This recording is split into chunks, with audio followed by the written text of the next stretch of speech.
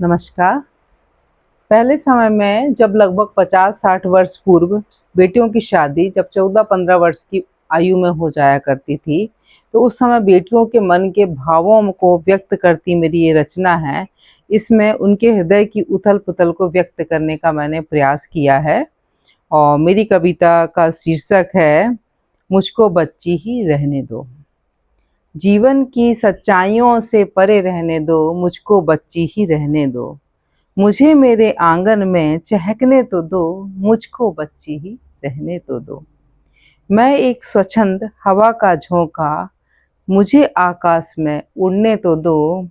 मुझे मेरी पहचान होने तो दो, मुझको बच्ची ही रहने तो दो। छोटी उम्र में ब्याह कर जब ससुराल आई, छोटी उम्र में ब्याह कर जब ससुराल आई, लगा अपना बचपन वहीं कहीं छोड़ आई।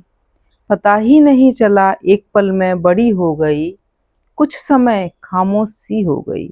नया नया सा सारा माहौल था, कोई नहीं अपना चहूँ और था।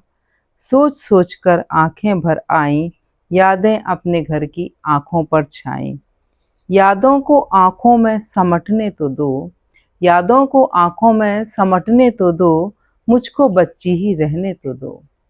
छूट गई सब सखियां सहेली, जिनके बिन नहीं होती थी सुबह अलबेली।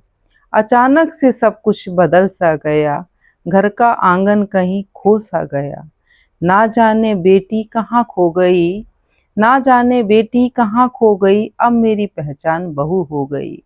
रिश्ते सभी बदल से गए, बेटी बुआ मौसी भाभी मामी चाची हो गए। रिश्तों की इस पहेली को सुलझने तो दो, मुझको बच्ची ही रहने तो दो। वैसे वैसे ससुराल में कोई बंधन न था, लेकिन मन अब स्वतंत्र कहाँ था। धीरे धीरे मैं वहीं ढल गई, जैसे माटी एक घड़ा बन गई। अब सब कुछ सही होने लगा, मन भी वहीं बहने लगा। क्यों बेटियां पराई कही जाती हैं, क्यों बेटियां पराई कही जाती हैं, वो तो हर सांचे में ढल जाती हैं। मन में प्रश्नों को पलने तो दो, मन में प्रश्नों को पलने तो दो, मुझको बच्ची ही रहने तो दो। समय की धारा में सब कुछ बदल गया, समय की धारा में सब कुछ बदल गया। ससुराल अब अपनासा हो गया, स्नेह की डोरी में सब बंधने लगे। सास ससुर माता पिता लगने लगे। अब संसार में सातों रंग भर गए, परिवार भी दो जगह हो गए।